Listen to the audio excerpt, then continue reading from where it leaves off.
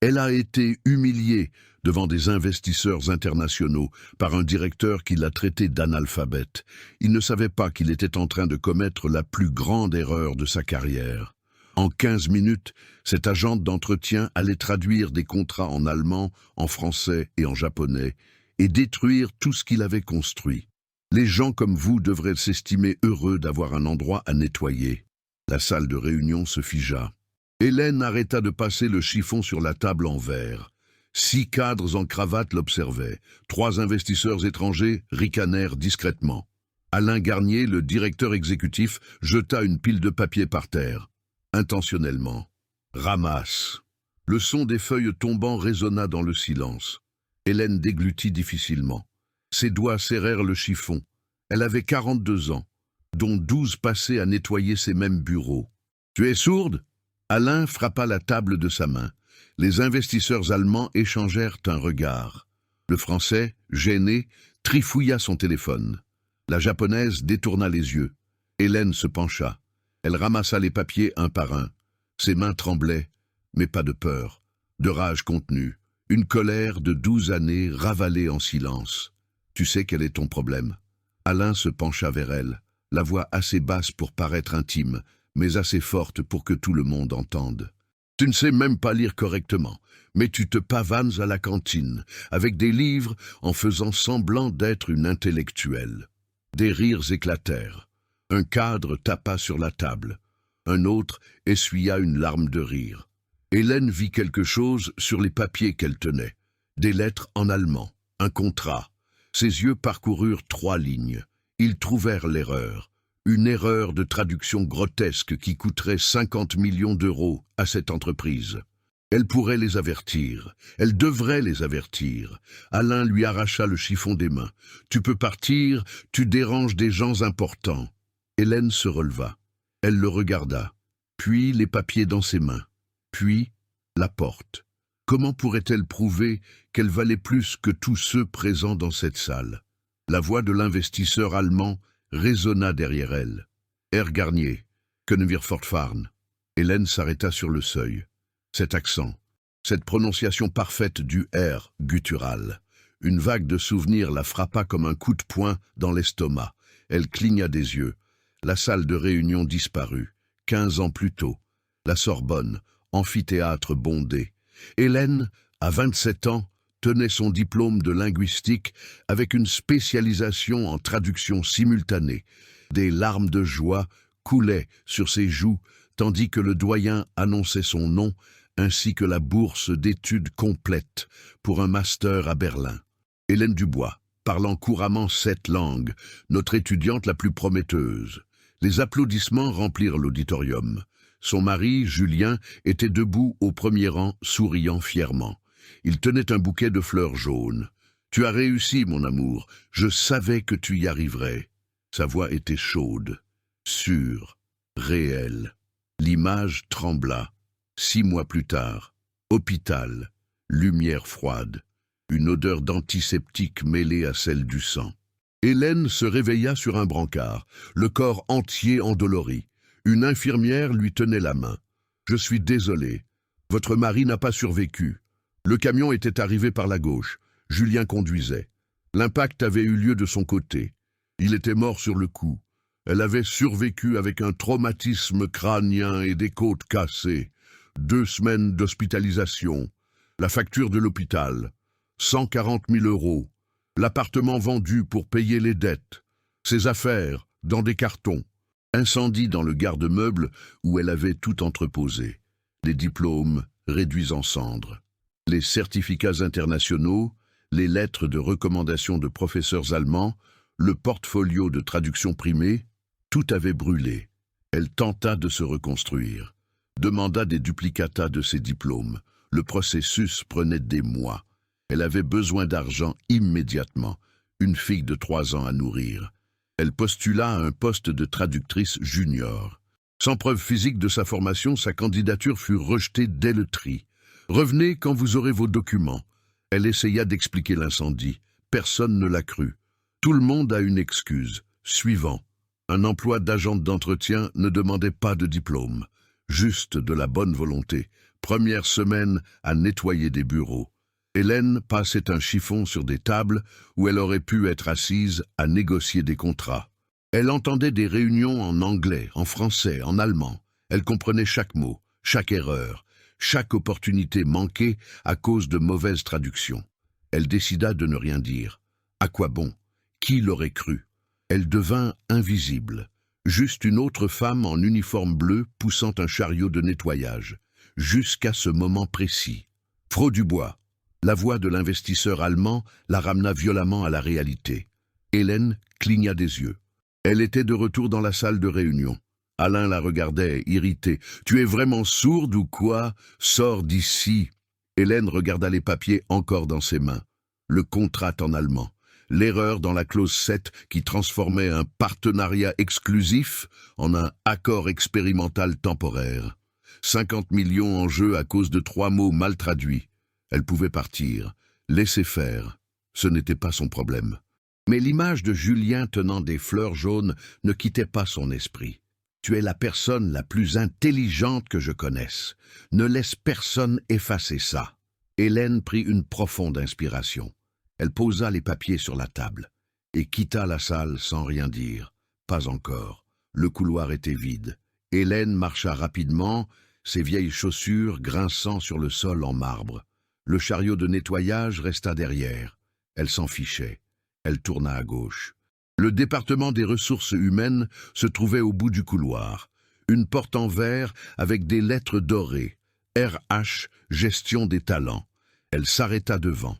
Inspira profondément 3 fois. Elle frappa à la porte. Entrez. La réceptionniste leva les yeux de son écran. Elle vit l'uniforme bleu d'Hélène. Fronça les sourcils. La réunion d'évaluation n'est que le mois prochain. Revenez plus tard. Ce n'est pas pour une évaluation. Hélène fit un pas. Je dois parler à la directrice. C'est urgent. Urgent?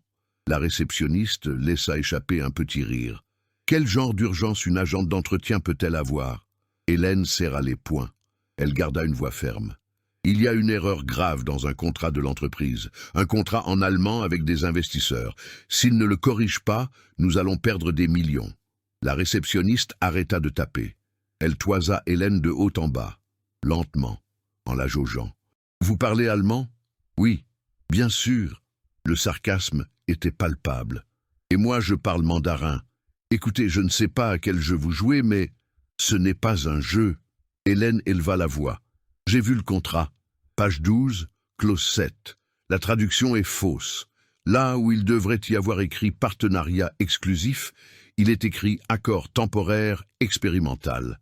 Les Allemands vont nous poursuivre en justice quand ils s'en rendront compte. » La réceptionniste se leva, se dirigea vers la porte, l'ouvrit. « Sortez, maintenant !»« Mais j'essaie d'aider. Sécurité !» cria la réceptionniste. Des pas lourds arrivèrent du couloir. Un agent de sécurité apparut. Grand, les épaules larges, une expression lasse. « Un problème ? Cet employé perturbe le travail. Elle fantasme des histoires. » L'agent de sécurité regarda Hélène, puis la réceptionniste. « Allons-y, madame, par ici. » Il lui toucha le coude. Doucement, mais fermement. Hélène se dégagea. « J'ai juste besoin de 5 minutes avec la directrice. 5 minutes. Je ne le répéterai pas. » La voix de l'agent de sécurité se durcit. Hélène regarda la réceptionniste. L'agent de sécurité. La porte fermée du bureau de la directrice au fond. Personne n'allait l'écouter. Elle sortit. L'agent de sécurité l'accompagna jusqu'à l'ascenseur. Attendit qu'elle entre. Les portes se fermèrent. Hélène s'adossa à la paroi froide de l'ascenseur, les mains tremblantes. Pas de peur. De frustration pure, concentrée, suffocante. L'ascenseur descendit, s'arrêta au sous-sol, le local d'entretien. Elle entra, une odeur de détergent et de moisi. Des étagères avec des produits. Des balais-brosses appuyés contre le mur. Elle s'assit sur un tabouret en plastique, se couvrit le visage de ses mains. 15 minutes plus tard, la radio dans sa poche grésilla. Hélène, retourne à la salle 17.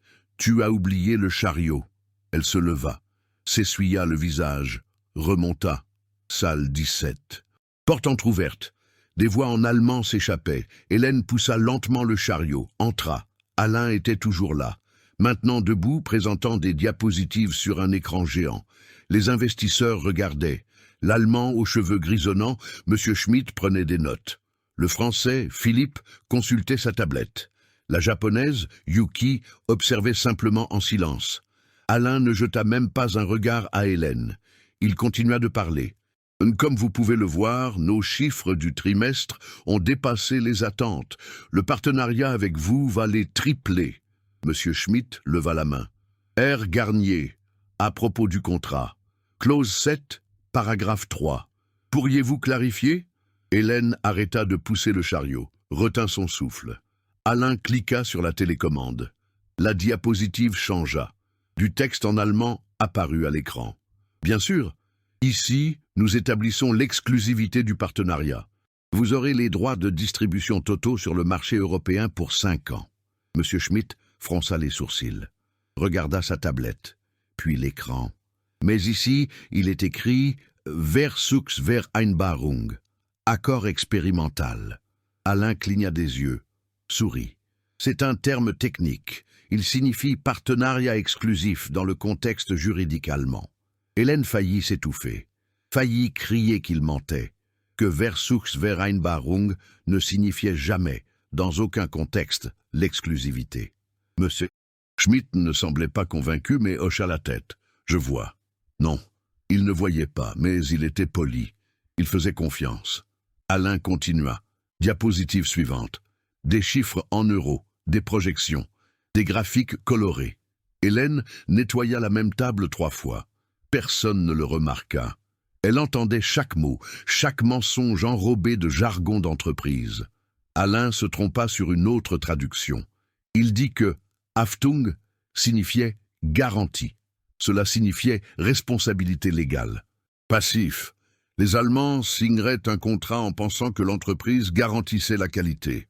En réalité, ils exemptaient l'entreprise de toute responsabilité. Un procès à 50 millions. Facile. Hélène termina de nettoyer, se dirigea vers la porte. « Attendez !» La voix d'Alain la glaça sur place.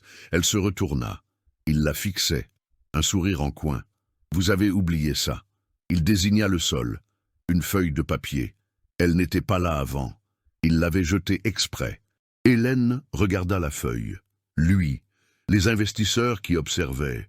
Elle pouvait se baisser et la ramasser, comme elle le faisait toujours. Ou elle pouvait parler. « Monsieur Schmitt », sa voix sortit avant qu'elle ne puisse la retenir. « Vous devriez faire réviser ce contrat par un traducteur indépendant. » Le silence fut instantané, tranchant. Alain se tourna lentement, très lentement. « Qu'est-ce que vous avez dit ?» Hélène sentit le sang battre à ses tempes. C'était commencé. Elle ne pouvait plus reculer. Il y a de graves erreurs de traduction. La clause 7 ne dit pas ce qu'il a affirmé. Ça suffit, coupa Alain. Il fit 3 pas vers elle. Pour qui vous prenez-vous? Pour quelqu'un qui essaie d'éviter un procès à plusieurs millions. La salle explosa en murmures. Philippe regarda Yuki. Monsieur Schmitt ferma lentement sa tablette. Alain rit, fort, forcé. Messieurs, je vous prie de m'excuser. Cet employé a des problèmes. Il se tapota la tempe avec le doigt. La semaine dernière, elle était à la cantine en train de lire un livre à l'envers. Mensonge. Le livre était à l'endroit. Mais qui allait la croire? Je n'ai pas. Vous n'avez pas quoi? Vous ne savez pas lire? Alain s'approcha encore. Laissez-moi deviner. Vous avez mémorisé une phrase en allemand pour avoir l'air intelligente, pour attirer l'attention. Il se tourna vers les investisseurs. Notre service juridique compte 5 traducteurs certifiés. Tous sont révisés ce contrat. Mais bien sûr, l'agente d'entretien en sait plus. Rire. Philippe sourit, gêné. Yuki resta sérieuse. Monsieur Schmitt regardait Hélène avec curiosité. Mademoiselle. Monsieur Schmitt parla. Son français était clair, malgré un fort accent. Vous parlez allemand? Oui, monsieur. Où l'avez-vous appris? Hélène hésita. Il lui fallait une preuve. Elle n'en avait pas. J'ai étudié la linguistique. J'ai vécu un certain temps en... Elle ment. Alain frappa la table de sa main. Sécurité, faites-la sortir d'ici. La porte s'ouvrit. 2 agents de sécurité entrèrent. Monsieur Schmitt leva la main. Un moment, j'aimerais écouter. Avec tout mon respect, monsieur Schmitt, cette femme essaie de saboter notre réunion. Alain respirait fort, le visage rouge. Je ne sais pas si c'est la concurrence qui l'a payée ou si elle a vraiment des problèmes mentaux, mais je ne tolérerai pas ça. Les agents de sécurité saisirent les bras d'Hélène, un de chaque côté. « Lâchez-moi !» Elle tenta de se débattre. Escortez-la hors du bâtiment. Maintenant, ils la tirèrent. Hélène trébucha, retrouva son équilibre, regarda en arrière. Monsieur Schmitt observait tout, expression illisible. La porte se referma. Dans le couloir, elle ne résista pas. Elle laissa les agents de sécurité l'emmener. Les escaliers, l'ascenseur de service, la sortie de derrière. Une porte en métal claqua derrière elle. Une ruelle sale, des poubelles qui débordaient. Hélène s'adossa au mur, glissa jusqu'à s'asseoir par terre. Elle avait essayé de faire ce qui était juste, et elle s'était fait expulser. Encore une fois, le lendemain. Hélène retourna au travail. Elle n'avait pas le choix. Elle avait besoin de son salaire. Midi, cantine de l'entreprise. 200 places, la moitié occupée. Une odeur de plat chaud mêlée à celle du café. Hélène prit un plateau. Riz, haricots, poulet grillé. Chercha une table vide dans un coin, toujours dans le coin. Elle s'assit, dos au mur, ouvrit le livre qu'elle avait dans son sac. Le Petit Prince, en français. Page jaunie, couverture usée. Un cadeau de Julien, première bouchée. Faites attention à la nourriture. La voix d'Alain résonna dans la cantine, fort, intentionnellement. Hélène ne leva pas les yeux, continua à mâcher. L'analphabète a peut-être confondu le sel et le sucre en assaisonnant. Des rires éclatèrent. 3, 4 tables, des cadres de son département. Hélène serra sa fourchette, continua à lire, essaya de se concentrer sur les mots. On ne voit bien qu'avec le cœur... Des pas s'approchèrent. Une ombre couvrit la page. Alain était debout à côté de la table. 5 de ses collègues derrière lui, tous en costume, tous souriants. En train de lire encore? Alain pencha la tête. Ou tu regardes juste les images? Hélène tourna la page, ne répondit pas. Il frappa sur la table. Je te parle. La cantine devint plus silencieuse. Les conversations baissèrent d'un ton. Les gens regardaient. Hélène leva les yeux. « Je peux vous aider ?»« Oui, tu peux. » Alain tira une chaise, s'assit en face d'elle. « Tu peux m'expliquer pourquoi tu as essayé de saboter ma réunion hier ?»« Je n'ai rien essayé de saboter. »« Non !» Il rit. « Alors c'était quoi? Un délire ?» Ses collègues rirent plus fort. L'un d'eux frappa la table. Hélène ferma lentement le livre. Le rangea dans son sac. J'ai essayé de vous avertir d'erreurs dans le contrat, c'est tout. Des erreurs, répéta Alain, dans le contrat que 3 traducteurs certifiés ont révisé.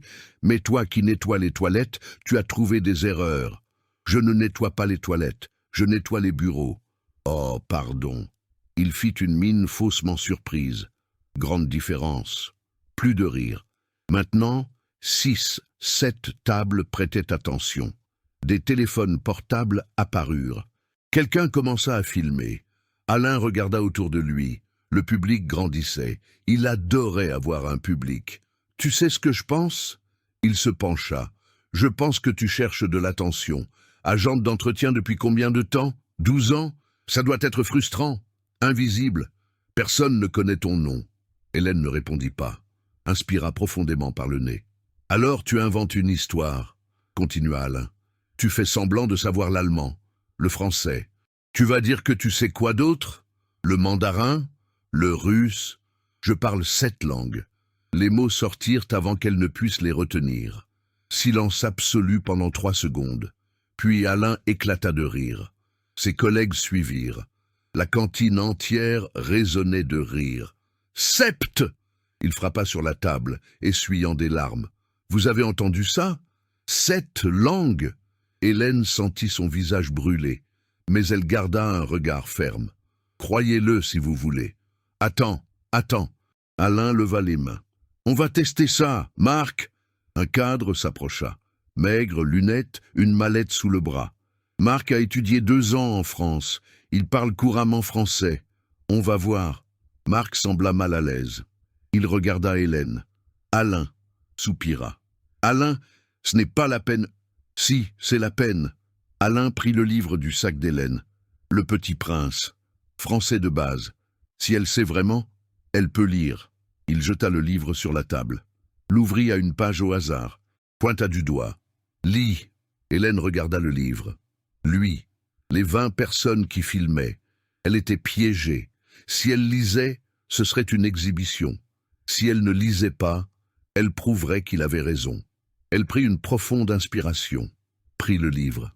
Lorsque j'avais 6 ans, j'ai vu une fois une magnifique image dans un livre sur la forêt vierge. Sa prononciation était parfaite. Le R guttural au bon endroit. L'intonation naturelle. Marc écarquilla les yeux. Hélène continua. 5 lignes, 6, ça suffit. Alain lui arracha le livre. N'importe qui peut mémoriser une page. Je parie que tu ne sais même pas ce que tu viens de lire. Si, je sais. Hélène le regarda. Ça raconte le moment où le narrateur avait 6 ans et a vu une image magnifique dans un livre sur la forêt vierge, montrant un boa qui avalait un fauve. Marc acquiesça silencieusement. Alain plissa les yeux. Il ne s'attendait pas à ça. D'accord. Il changea de tactique. Alors tu as mémorisé tout le livre. Félicitations. Mais ça ne veut pas dire que tu sais le français. Tu as juste... Il s'arrêta. Cherchait un argument. Elle a juste mémorisé, compléta un collègue. Exactement. Alain frappa dans ses mains. Mémoriser pour impressionner. Pathétique. Il se tourna vers le public. Vous savez combien de personnes font ça? Elles mémorisent des phrases dans d'autres langues pour avoir l'air cultivé. J'ai connu un type qui avait mémorisé un discours entier en anglais. Au moment de discuter, il ne savait même pas dire « bonjour ». Les rires reprirent, plus fort, plus cruel. Hélène sentit quelque chose se briser dans sa poitrine. Elle avait lu, parfaitement, et il ne la croyait toujours pas. Elle se leva, prit son sac. « Excusez-moi. Attends. » La voix d'Alain la glaça sur place. Elle s'arrêta, ne se retourna pas. « Tu as oublié ça. » Il tenait son téléphone. Il l'avait pris sur la table pendant qu'elle rangeait son sac. Hélène tendit la main. « Rends-le-moi. » Alain regarda l'écran. Fond d'écran. Photo d'une fillette de 8 ans. Uniforme scolaire. Souriant, avec 2 dents de devant en moins. « Ta fille ?» Hélène ne répondit pas. Essaya de prendre le téléphone. Il leva le bras. Le garda hors de portée. « Mignonne. » Il pencha la tête. « Quelle classe? CE2, CM1. Rends-moi mon téléphone. Réponds d'abord. Elle va à l'école où ?» Hélène serra les poings, la voix tremblante. « École municipale en banlieue Est. » « Ah !» Alain hocha la tête. « Je vois. Comme sa mère. Sans perspective. » L'atmosphère dans la cantine se tendit. Certains arrêtèrent de rire. L'attaque était devenue trop personnelle. Mais Alain ne le remarqua pas. Ou s'en fichait. « Tu sais ce qui est triste ?» Il regarda à nouveau la photo. « Tu l'élèves pour qu'elle devienne quoi? Agente d'entretien aussi? Tu vas lui apprendre à lire le français comme toi ?» Des larmes brûlèrent les yeux d'Hélène. Elle cligna rapidement des yeux. Elle n'allait pas pleurer. Pas devant lui. « S'il te plaît. » Sa voix sortit en un murmure brisé. « Rends-le-moi. Je te le rends. Oui. » Alain tendit le téléphone. Hélène l'atteignit. Il ouvrit les doigts. Le téléphone tomba. S'écrasa sur le carrelage. L'écran vola en éclats. Le son du verre brisé résonna. « Oups !» Alain fit une mine faussement préoccupée. Quel dommage. Hélène regarda le téléphone par terre. L'écran fissuré en toile d'araignée. La photo de sa fille, déformée par les fissures. Elle se baissa, ramassa les morceaux. L'écran laissa des fragments dans la paume de sa main. « Désolé, » dit Alain, sans la moindre sincérité. C'était sans faire exprès. Il se retourna à sa table. Ses collègues le félicitèrent avec des tapes dans le dos. Hélène resta là, à genoux, tenant un téléphone cassé. La cantine reprit son cours normal. Les conversations reprirent. Les couverts claquant dans les assiettes, les rires d'autres tables sur d'autres sujets, comme si rien ne s'était passé. Elle se releva lentement, les jambes flageolantes, mit le téléphone dans son sac, laissa le plateau de nourriture intact, se dirigea vers la sortie, la tête basse, les épaules voûtées. Elle passa devant Alain. Il ne la regarda même pas. La porte de la cantine se referma derrière elle. Couloir vide, silencieux, froid. Hélène s'adossa au mur, glissa jusqu'à s'asseoir par terre. Cette fois, les larmes coulèrent, et personne ne les vit. Vestiaire des femmes, 18 heures, une odeur de désinfectant et de savon bon marché. Hélène était assise sur le banc en bois, seule. Fin de la journée. Tout le monde était parti. Elle ouvrit son casier. Numéro 47, peinture écaillée. Un autocollant délavé d'une fleur qu'elle avait collée des années auparavant. À l'intérieur, une boîte à déjeuner vide, un manteau élimé, une trousse de toilette avec une brosse à dents et une photo, collée sur la porte intérieure du casier avec du ruban adhésif jauni. Hélène, 10 ans plus jeune, en toge noire, le mortier sur la tête, tenant un diplôme. Julien à côté, l'enlaçant par derrière, le menton appuyé sur son épaule, tous les deux souriants. Elle toucha la photo, les doigts tremblants. « Je n'en peux plus », murmura-t-elle à la photo, à Julien, au vide. Le silence lui répondit.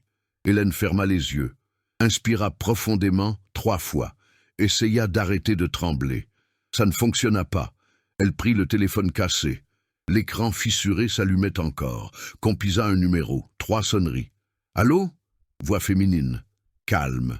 Professionnelle. « Sophie ?» Hélène s'éclaircit la gorge. « C'est moi ?» Silence de l'autre côté. Puis « Hélène ? Hélène Dubois ? Oui. » « Oh ben, mon Dieu !» La voix de Sophie devint aiguë. « Ça fait combien de temps ? 5 ans ? 6 ? 8 ? 8 ans ?» répéta Sophie. « Comment vas-tu ? Où est-ce que tu travailles ? Tu as réussi à faire revalider tes diplômes ?» Hélène regarda autour du vestiaire. Des murs moisis, un sol en ciment froid. « Pas encore. » Pause. « Pas encore. » La voix de Sophie devint prudente. « Hélène, ça fait 15 ans depuis l'accident. Tu n'as pas... » « Je sais, » coupa Hélène, rapidement. Elle ne voulait pas l'entendre. « Je sais combien de temps ça fait. » « Désolé. » Sophie soupira. « Je ne voulais pas. Ce n'est rien. » Hélène prit une profonde inspiration. « Je n'ai pas appelé pour parler de ça. J'ai besoin d'une faveur. » « Bien sûr. N'importe quoi. »« Tu travailles toujours au consulat français ?»« Oui. Pourquoi ?» Hélène ferma les yeux. « Prochaine étape. Pas de retour en arrière. Peux-tu certifier la maîtrise de langue? Une traduction officielle ?»« Je peux. » Sophie hésita. « Mais Hélène, pourquoi as-tu besoin de... »« Je peux t'expliquer en personne. » Hélène regarda la photo dans le casier. Julien lui souriait en retour. « C'est compliqué et urgent. » Sophie resta silencieuse pendant 5 secondes. « D'accord. Quand? Demain? Demain ?» Sophie laissa échapper un rire surpris. « Tout va bien? Tu as l'air tendu. »« Je le suis. » Hélène ne mentit pas. « Mais ça va aller. Je te promets de tout expliquer demain. »« D'accord. » Sophie semblait toujours confuse. « Petit déjeuner? 8 heures? Parfait. À ce café près de la station Châtelet. Tu te souviens? » « Je me souviens. »« Je te vois là-bas. »« Sophie? »« Oui ?» Hélène hésita, les mots coincés dans sa gorge. « Merci. Je n'ai encore rien fait. » Sophie rit. « Mais de rien. À demain. » L'appel se termina. Hélène tenait le téléphone, regarda l'écran fissuré, la photo déformée de sa fille, tapa sur Google « Alain Garnier, entreprise investisseurs allemands ». Premier résultat, une nouvelle d'il y a 3 jours. Une multinationale française conclut un partenariat historique de 50 millions d'euros avec le groupe allemand Schmidt & Associés. La signature du contrat aura lieu vendredi lors d'un événement d'entreprise avec la presse. Vendredi, dans 2 jours, Hélène enregistra la nouvelle. Continua ses recherches, en trouva plus. Une erreur dans un contrat cause un préjudice de 2 millions d'euros entre une entreprise française et des investisseurs japonais. Un stagiaire licencié. Article datant de 2 mois. Elle cliqua. Lutte. Lucas Martin, 23 ans, stagiaire au service juridique, a été tenu pour responsable d'une erreur grotesque dans la traduction d'un contrat avec le groupe japonais Tanaka Industries. L'entreprise prétend que Lucas a confondu des termes techniques, causant une perte de 2 millions d'euros. Lucas nie les accusations et affirme avoir servi de bouc émissaire. Hélène relut, lentement. Lucas ne s'était pas trompé. C'était Alain, et il avait détruit la vie d'un jeune de 23 ans pour se protéger. Colère, chaude, pure, monta de son estomac jusqu'à sa gorge. Elle prit un papier et un stylo dans son casier, commença à prendre des notes. Vendredi, événement public, presse. Investisseurs allemands, français, japonais présents. Alain allait présenter le contrat, plein d'erreurs, devant tout le monde. Si elle parvenait à entrer, si elle parvenait à prouver qu'elle connaissait les langues, si elle parvenait à exposer les erreurs devant tout le monde. Mais comment? Une agente d'entretien n'entre pas dans un événement de cadre. Hélène mordit son stylo, réfléchit. Attends. Elle prit son téléphone, appela un autre numéro. Supervision du nettoyage, bonjour. Allô Nathalie? C'est Hélène. Salut Hélène, tu as besoin de changer de service? Non, je voulais savoir l'événement de vendredi dans l'auditorium principal. Ils auront besoin d'une équipe de soutien? Oui, bien sûr. Nathalie soupira. Je galère pour trouver des gens.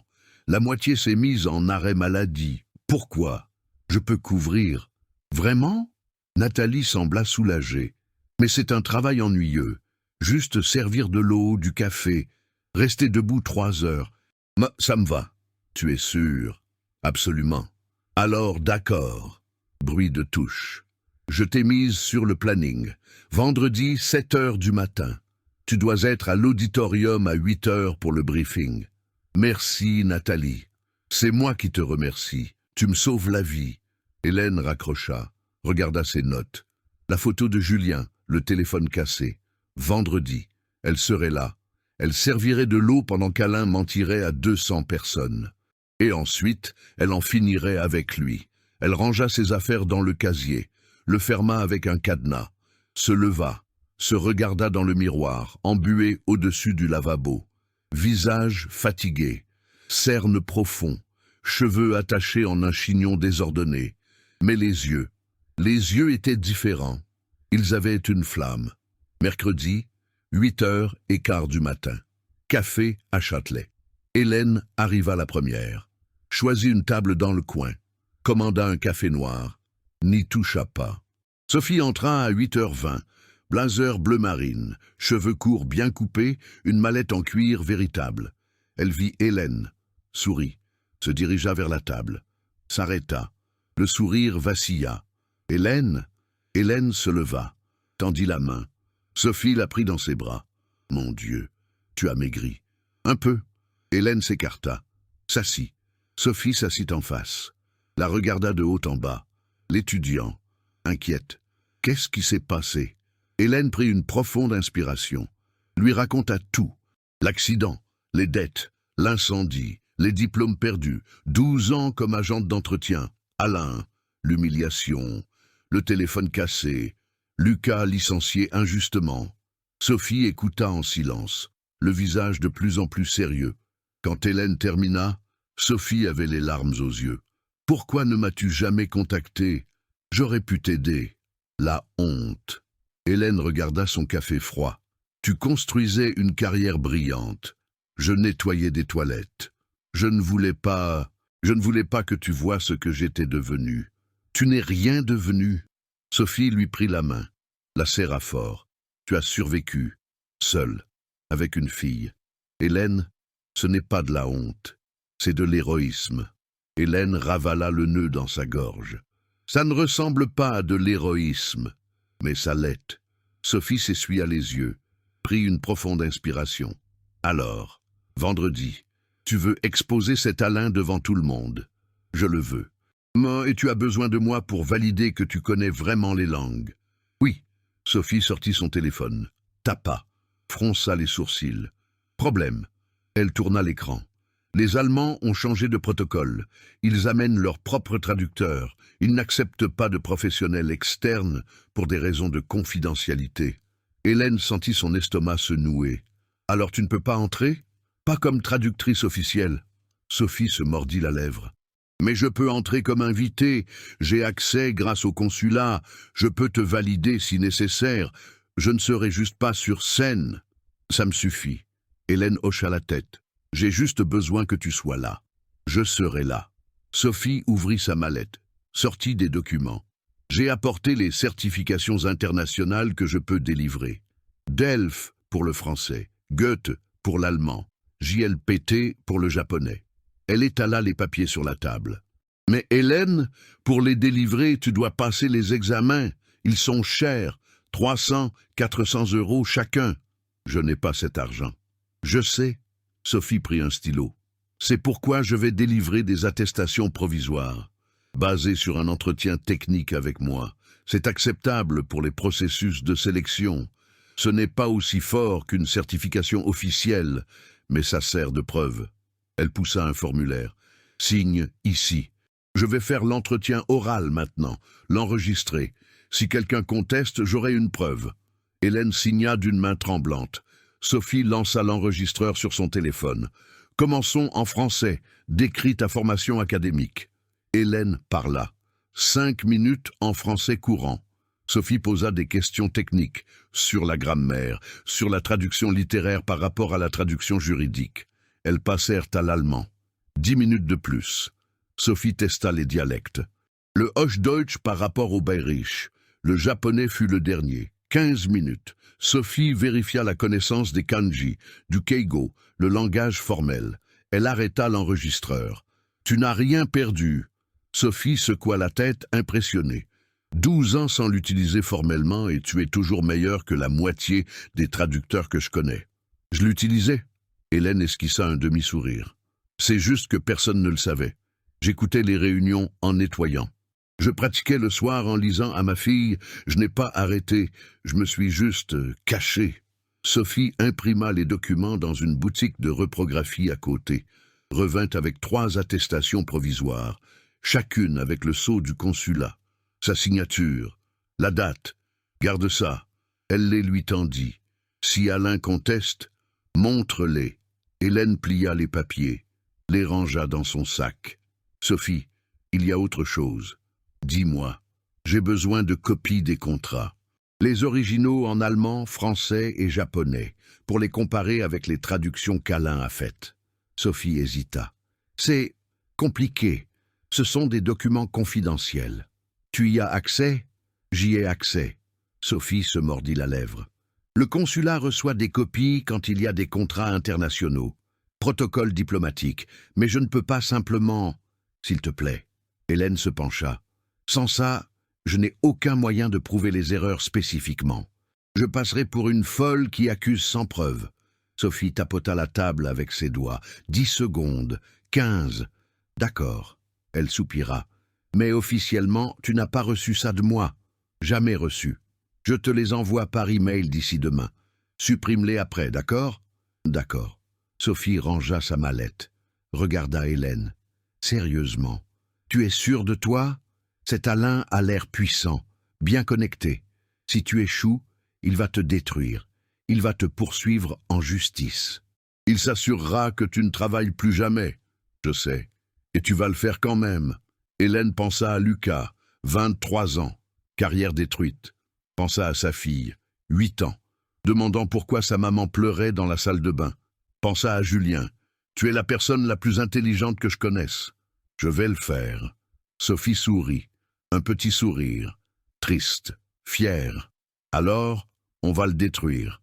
Jeudi. Midi. L'email de Sophie arriva. Objet. Document demandé. 3 pièces jointes. Contrat complet. Allemand, français, japonais. Hélène téléchargea tout. Imprima à la bibliothèque municipale. 5 € qu'elle n'avait pas, mais qu'elle emprunta à sa voisine.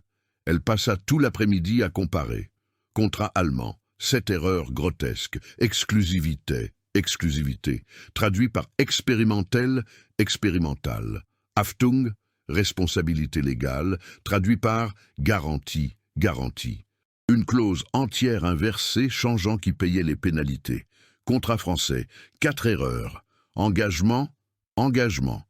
Devenu suggestion, suggestion. Des montants en millions avec des virgules et des points échangés. Une différence de 300 millions d'euros. Contrat japonais. 3 erreurs. Confusion entre Yi Wu, obligation, exjuanze, option. Un kanji erroné transformant paiement unique en paiement optionnel. Hélène surligna tout. Jaune pour les erreurs moyennes. Rouge pour les erreurs graves. Les pages semblaient saigner. Elle fit des résumés. Une page pour chaque langue, liste des erreurs, conséquences légales, montants en jeu. Elle rangea tout dans une pochette plastique transparente. Vendredi, 6h30 du matin. Hélène se réveilla. Elle n'avait pas dormi, juste restée allongée à regarder le plafond. Elle prit une douche froide, enfila son uniforme de travail, bleu délavé, non brodé sur la poche, se regarda dans le miroir.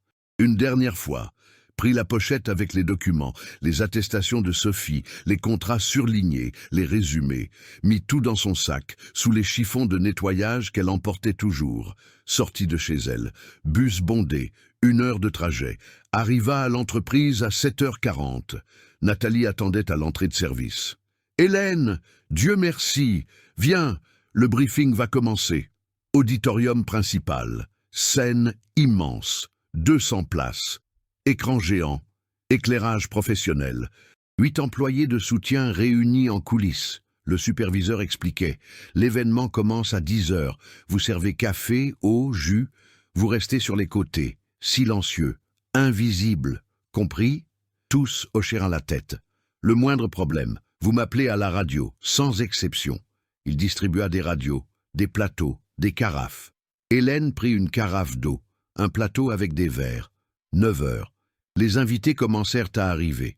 Cadres en costume, investisseurs étrangers, journalistes avec des caméras, photographes. Hélène vit Sophie entrer, blazer gris, badge d'invité. Elles échangèrent un regard rapide. Sophie s'assit au 3e rang. 9h30. Alain arriva. Costume noir, cravate rouge, mallette en cuir. Sourire confiant. Il salua les investisseurs. Monsieur Schmitt, l'Allemand aux cheveux grisonnants. Philippe Moreau, le Français aux lunettes fines. Yuki Tanaka, la Japonaise à l'expression sévère. Ils rirent d'une blague. S'assirent au 1er rang. Hélène servit de l'eau aux tables. Personne ne la regarda. Invisible, parfait. 9h55. Les lumières baissèrent, les projecteurs sur la scène. Un présentateur monta. « Mesdames et messieurs, bienvenue. Aujourd'hui marque un partenariat historique entre notre entreprise et les groupes internationaux Schmitt & Associés, Moreau Capital et Tanaka Industries. » Hélène prit une profonde inspiration, posait la carafe sur une table latérale, toucha le sac caché derrière le rideau. Les documents étaient là. Alain monta sur scène. Les applaudissements remplirent l'auditorium. Il sourit, salua, prit le micro. « Merci. Aujourd'hui est un jour de célébration. » Hélène ferma les yeux, compta jusqu'à 10, les ouvrit. C'était maintenant ou jamais. Alain parlait depuis 20 minutes. Diapositive avec des graphiques, chiffres impressionnants, projection de croissance. Notre partenariat avec Schmitt & Associés représente un nouveau chapitre. Exclusivité totale sur le marché européen pour 5 ans. Hélène servait de l'eau au 5e rang, main ferme, visage neutre. Mais chaque mot d'Alain martelait son cerveau. Exclusivité, mensonge. Le contrat disait expérimental. 5 ans, mensonge. Le contrat disait renouvelable annuellement sous réserve d'approbation. Elle termina de servir, retourna sur le côté de la scène. Alain changea de diapositive. Passons maintenant aux détails contractuels. Nous avons préparé une traduction méticuleuse. Monsieur Schmitt prit sa tablette. Philippe ouvrit une mallette. Yuki feuilleta des documents. Hélène prit une profonde inspiration. Vérifia l'heure. 10h23. Selon le planning qu'elle avait vu au briefing, Alain parlerait jusqu'à 10h40. Ensuite, il y aurait des questions, puis la signature des contrats. Si elle devait agir, ce devait être pendant sa présentation. Impact maximal. Audience maximale. Mais comment l'interrompre sans être immédiatement expulsée? Elle regarda autour d'elle. 3 agents de sécurité aux sorties, le superviseur dans le coin avec sa radio, des caméras de télévision qui enregistraient tout, Si elle montait simplement sur scène, les agents de sécurité la sortiraient avant qu'elle ne puisse dire 2 mots. Elle avait besoin d'une ouverture, d'une brèche. Alain cliqua sur la télécommande. Clause 7, partenariat exclusif. Voici en allemand. Le texte apparut sur l'écran géant, lettres énormes. Exclusive Partnerschaft für 5 Jahre. Hélène plissa les yeux. C'était faux. Ce n'était pas ce qui était dans le contrat original. Il l'avait changé. Monsieur Schmitt fronça les sourcils, regarda sa tablette, puis l'écran géant, leva la main. Alain s'arrêta. « Oui, monsieur Schmitt, excusez-moi de vous interrompre. » Monsieur Schmitt montra l'écran. Ici, il est écrit « exclusive ».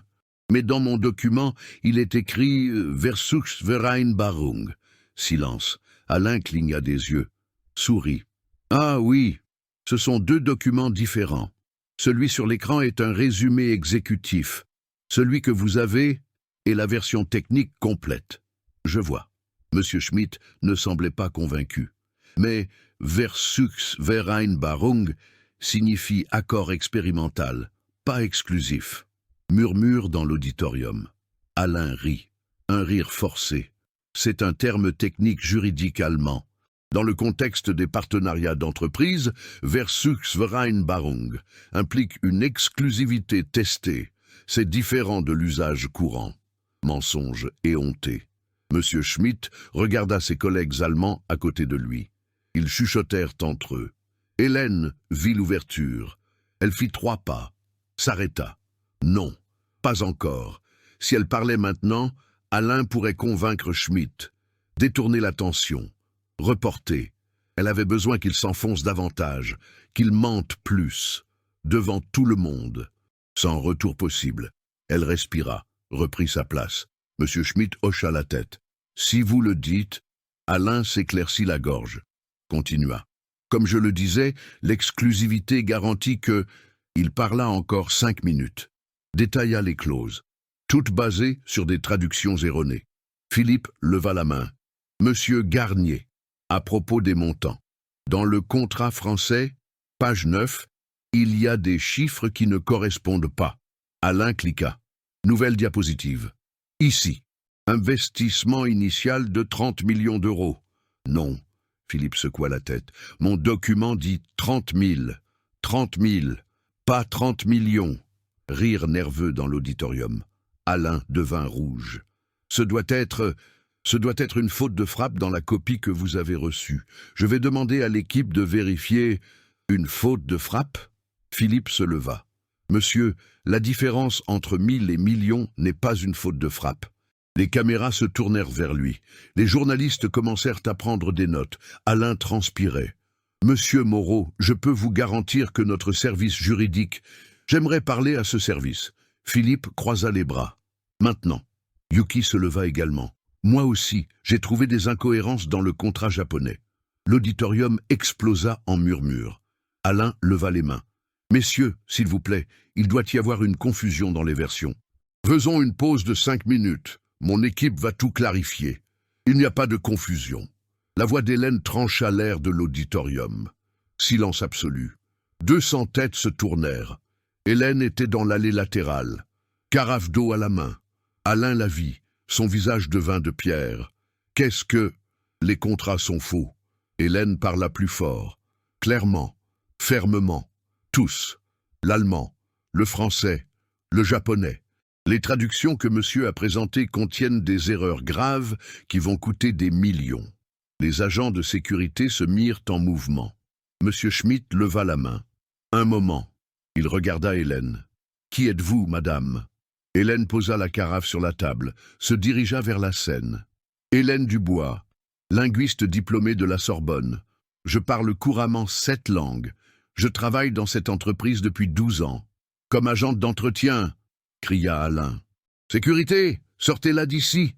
2 agents de sécurité montèrent sur scène. Sophie se leva dans le public. « Elle a des certifications valides !» Sophie montra les documents. « Délivrés par moi. Sophie Chevalier, traductrice officielle du consulat français. Je peux valider ses compétences. » Les caméras pivotèrent, se focalisèrent sur Sophie, puis sur Hélène. Monsieur Schmitt regarda Yuki. Philippe. Les trois échangèrent un regard. « Laissez-la parler », ordonna M. Schmitt. Les agents de sécurité s'arrêtèrent. Alain était livide. « C'est ridicule, elle ment, elle est payée par la concurrence pour saboter. Alors testons. » M. Schmitt se tourna vers Hélène. « Parlez-nous des erreurs, en allemand. » Hélène monta sur scène, prit le micro qu'Alain tenait. Il ne le lâcha pas, elle tira, plus fort, il le laissa tomber. Hélène se tourna vers M. Schmitt, prit une profonde inspiration et commença à parler en allemand parfait. Hélène parla en allemand, couramment, rapidement, techniquement. Auf Seite 12, Klausel 7 steht Versuchsvereinbarung. Das bedeutet nicht Exklusivität. Das bedeutet experimentelle Vereinbarung, zeitlich begrenzt, keine Garantien. Monsieur Schmitt écarquilla les yeux. Ses collègues allemands, à côté de lui, se regardèrent. L'un d'eux prit le contrat, le feuilleta rapidement, trouva la page 12, lut, devint pâle. « Mein Gott, sie a recht. Mon Dieu, elle a raison. » L'auditorium explosa. Alain fit 3 pas en avant. « Arrêtez !» cria-t-il dans le micro qu'il tenait toujours. Un Larsen strident déchira l'air. « C'est absurde, cette femme invente, elle sait à peine lire le français. » Il se tourna vers le public, le visage rouge, les veines du cou saillantes. « Vous n'allez pas croire une agente d'entretien, n'est-ce pas? Quelqu'un qui passe 12 ans à nettoyer des toilettes devient soudainement une experte en traduction ?» Rire nerveux. Quelques cadres de l'entreprise hochèrent la tête. Alain pointa Hélène du doigt. « Elle a des antécédents. La semaine dernière, elle a envahi ma réunion avec la même histoire folle. Nous avons dû l'expulser. » Il se tourna vers M. Schmitt. « Monsieur, notre service juridique a 5 traducteurs certifiés. Sienke. Tous ont révisé ses contrats, ligne par ligne, virgule par virgule. » Mensonge. Il avait tout fait lui-même sur Google Translate. Allez-vous faire confiance à des professionnels respectés ou à une personne instable qui a clairement besoin d'attention? Alain croisa les bras, son sourire confiant revenant. De plus, il ouvrit sa mallette, sortit un papier. « J'ai ici des dossiers disciplinaires. Hélène Dubois. 3 avertissements pour comportement inapproprié. 2 pour insubordination. » Il le montra aux caméras. Cette femme a été surprise à plusieurs reprises en train de faire semblant de lire des livres en langues étrangères à la cantine, pour attirer l'attention, pour avoir l'air cultivé. Philippe fronça les sourcils. Yuki restait impassible. Alain sentit qu'il était en train de gagner. « Messieurs, » il ouvrit les bras. « Je comprends, c'est une bonne actrice.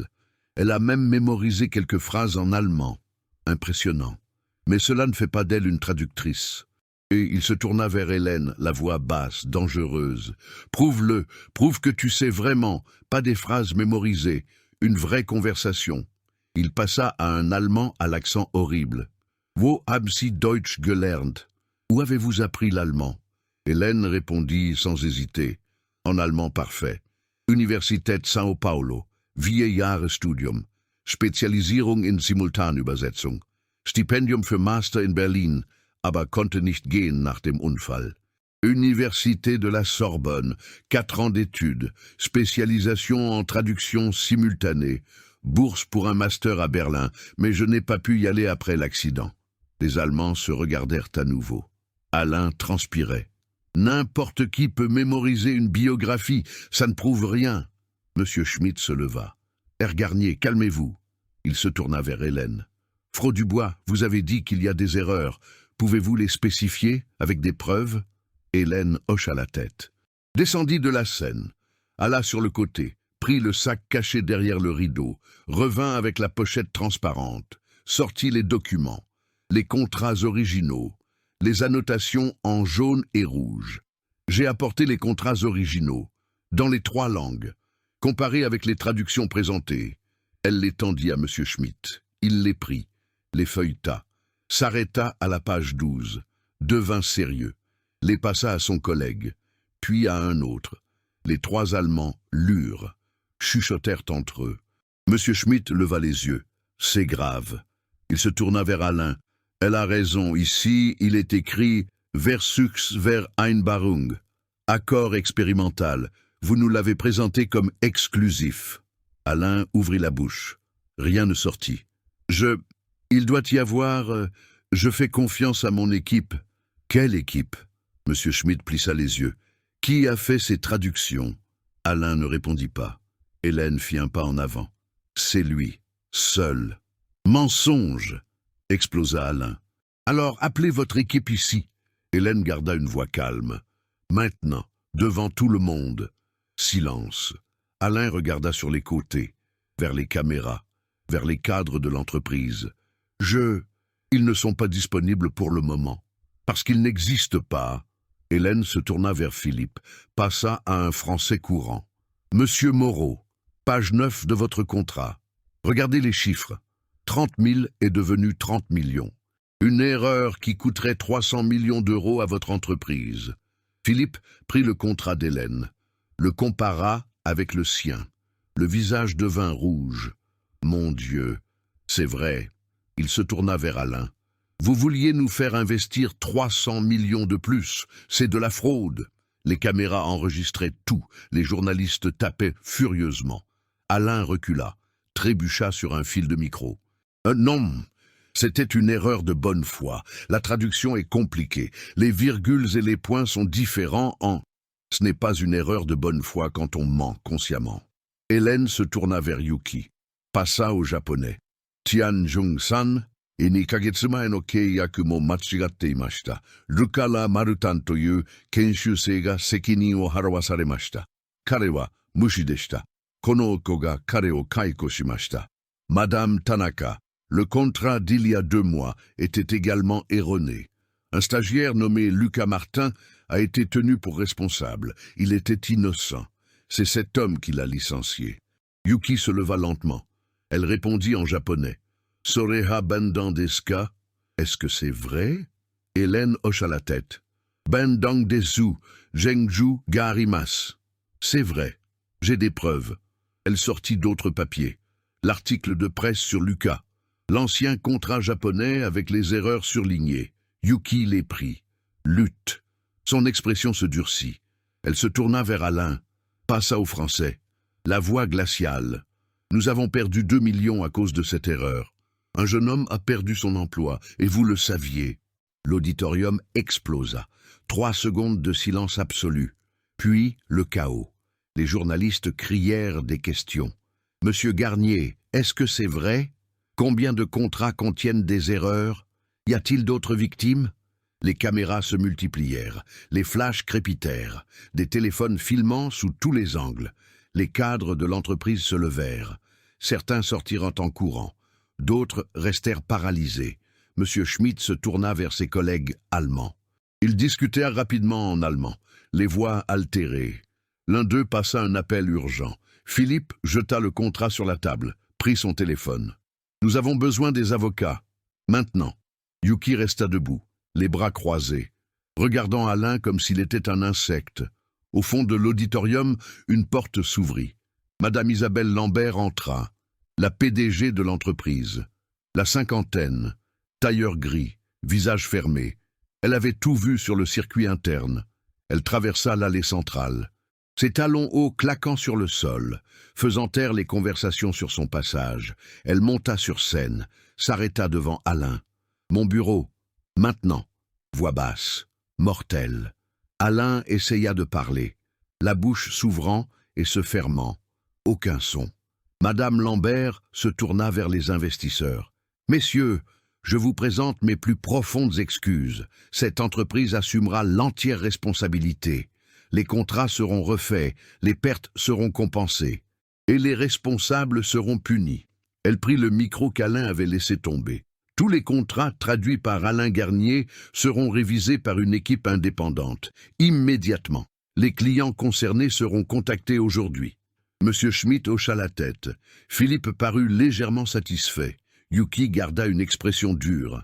Madame Lambert se tourna vers Hélène. « Madame Dubois, c'est bien ça ?»« Oui, madame. »« Pourquoi n'avez-vous jamais montré vos qualifications ?» Hélène prit une profonde inspiration. « J'ai essayé. On m'a ignoré, puis expulsé. Aujourd'hui, c'était ma dernière chance. » Madame Lambert regarda les documents qu'Hélène tenait. Les attestations de Sophie, les contrats surlignés. Vous avez sauvé cette entreprise de procès de plusieurs centaines de millions. Elle tendit la main. « Merci. » Hélène la serra, main ferme, sûre. Le public commença à applaudir, lentement au début. 3 personnes, 5, 10. Puis la moitié de l'auditorium était debout, applaudissant. Sophie, au 3e rang, applaudissait avec des larmes dans les yeux. Quelques employés de nettoyage sur le côté se joignirent, timidement au début, puis plus fort. Alain observait tout, figé, détruit. Madame Lambert se tourna vers lui. « Sécurité. Escortez Monsieur Garnier jusqu'à mon bureau. Récupérez son badge, son équipement, son accès au système. » 2 agents de sécurité s'approchèrent. Alain réagit enfin. « Attendez !» Il leva les mains. « Je peux expliquer. Les traducteurs m'ont donné de mauvaises versions. Je leur ai fait confiance. Ce n'était pas ma faute. » « Vous venez de dire que vous n'aviez pas d'équipe de traduction, » dit M. Schmitt, froidement. Alain cligna des yeux. « Je veux dire, j'en avais, mais... » « Ça suffit, » coupa Madame Lambert. Alain se tourna vers elle, désespéré. « Isabelle, je travaille ici depuis 15 ans. 15 ! J'ai rapporté des millions à cette entreprise. Une erreur ne peut pas... » Ce n'était pas une erreur. Madame Lambert montra les documents. C'étaient des dizaines, dans plusieurs contrats. Pendant des années, elle fit un pas, voix basse. Seuls Alain et Hélène l'entendirent. « Et vous avez détruit la carrière d'un jeune homme innocent pour vous protéger. » Alain devint blanc. « Comment savez-vous ? Chloé me l'a dit. » Madame Lambert regarda sur le côté de la scène. La secrétaire d'Alain était là, en larmes, mais debout. Elle a gardé des emails, des enregistrements, des preuves que vous connaissiez l'erreur et que vous avez blâmé Lucas. Alain regarda Chloé, la trahison sur son visage. « Tu m'as trahi ?» Chloé essuya ses larmes. « C'est vous qui avez trahi Lucas en premier. » Alain se retourna vers Madame Lambert. « Je vais porter plainte. Je vais... » « Non, vous ne le ferez pas. » Madame Lambert croisa les bras. « Parce que si vous le faites, nous divulguerons tout. Chaque email, chaque mensonge, chaque victime, et nous nous assurerons que vous ne travaillerez plus jamais. Nulle part. » Elle fit signe aux agents de sécurité. « Sortez-le d'ici. » Ils saisirent les bras d'Alain, un de chaque côté. Il essaya de se débattre, n'y parvint pas. « Ce n'est pas fini, vous le regretterez. J'ai bâti cette entreprise. » Personne ne répondit. Les agents de sécurité le traînèrent dans le couloir. Il cria tout le long du chemin. « C'est injuste. Je suis la victime. Elle m'a piégé. Vous croyez une agente d'entretien. » La porte se referma. Sa voix fut coupée. Silence. Madame Lambert prit une profonde inspiration. Se tourna vers le public. « Messieurs les investisseurs, pouvons-nous reprogrammer cette réunion pour la semaine prochaine ? Avec des traductions certifiées ?» Monsieur Schmitt, Philippe et Yuki se regardèrent, hochèrent la tête. « Nous acceptons, » dit Monsieur Schmitt, « mais nous voulons qu'elle fasse les traductions. » Il montra Hélène du doigt. Madame Lambert regarda Hélène. « Madame Dubois, nous avons un poste vacant à la direction de la traduction, salaire correspondant à la qualification. Intéressée ?» Hélène regarda la scène sous ses pieds. L'auditorium. Sophie souriant dans le public. L'uniforme bleu qu'elle portait encore. « Je dois réfléchir. » Madame Lambert sourit. Un petit sourire, respectueux. « Ne tardez pas trop. » Elle quitta la scène. Hélène resta seule sous les projecteurs. 200 personnes l'observaient. Pour la première fois en 12 ans, elle n'était pas invisible. Et elle n'avait pas peur.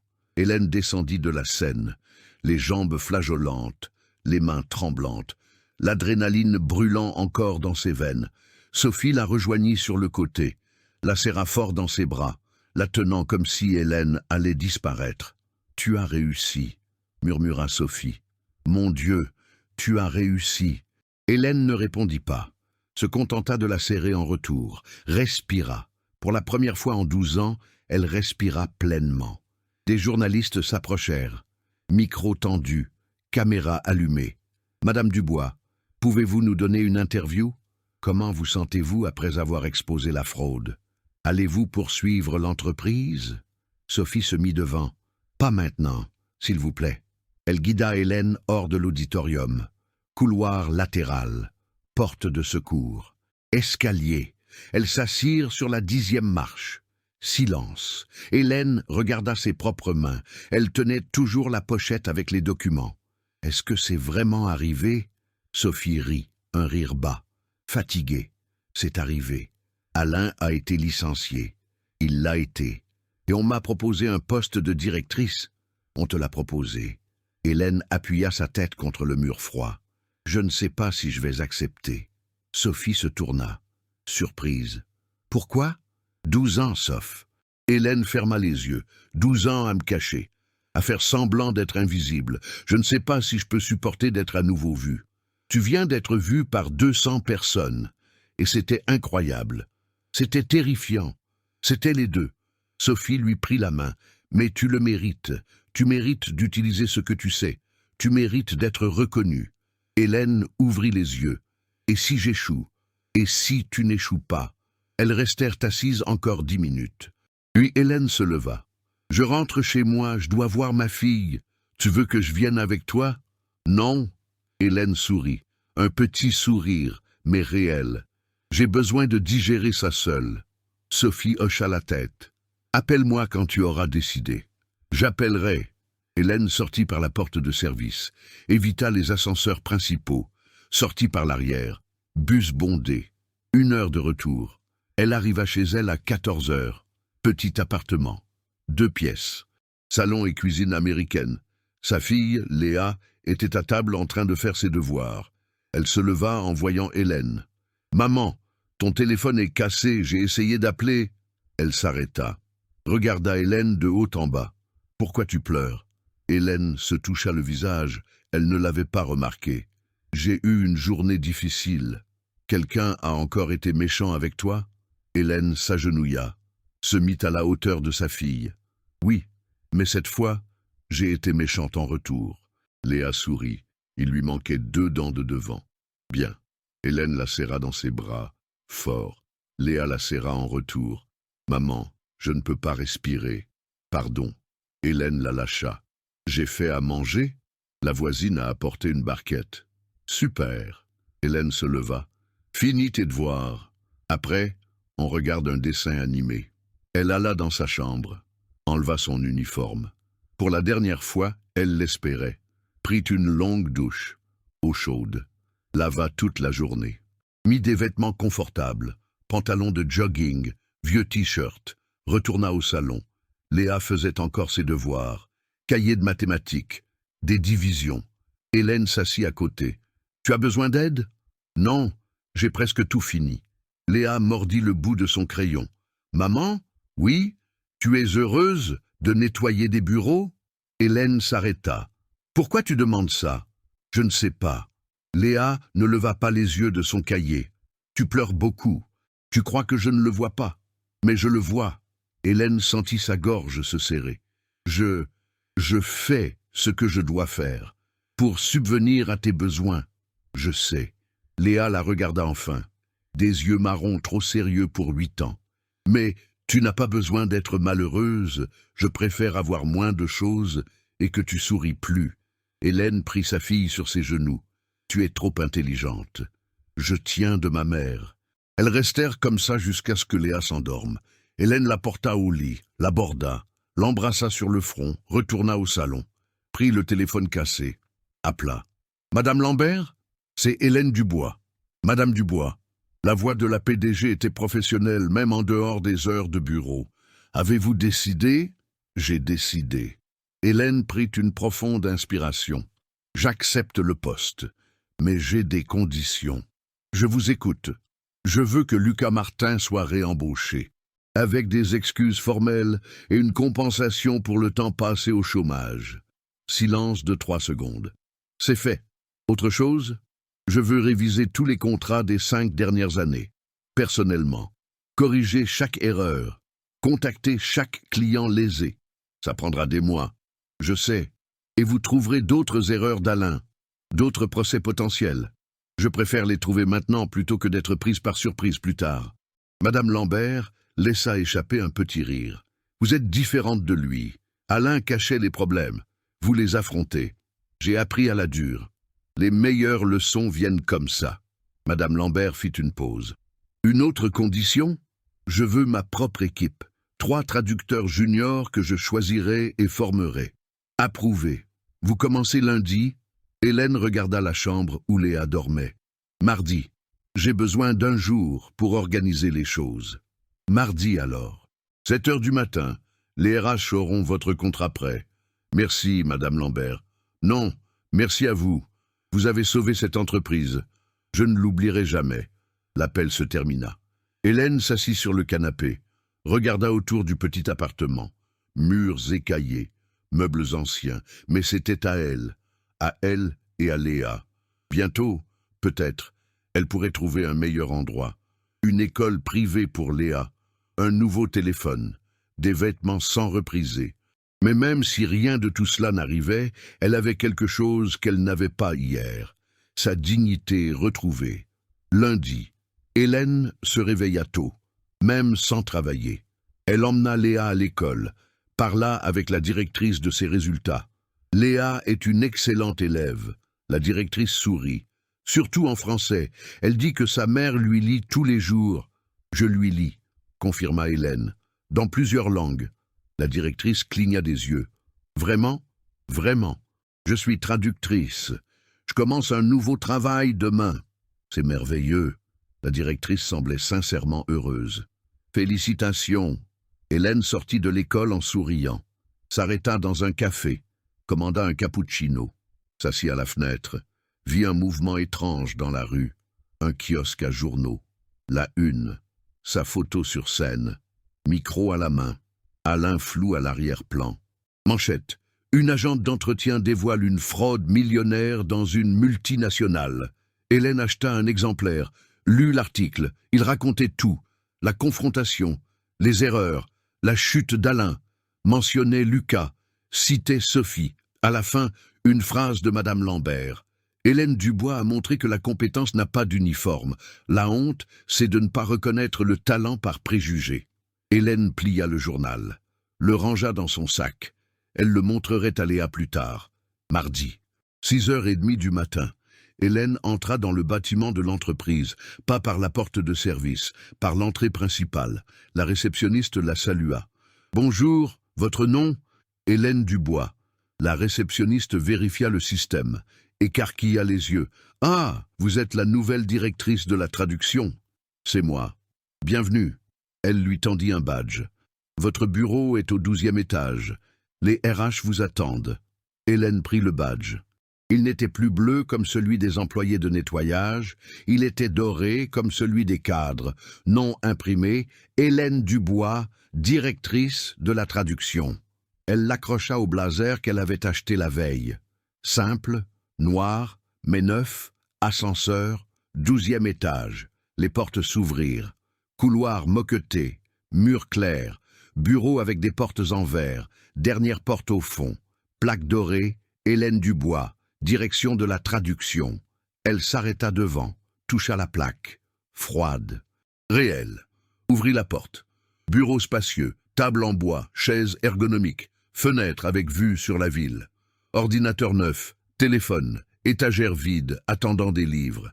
Hélène entra, ferma la porte, s'assit sur la chaise, regarda par la fenêtre. En bas, la ville s'éveillait. Des gens qui couraient, des bus bondés. La vie qui se déroulait.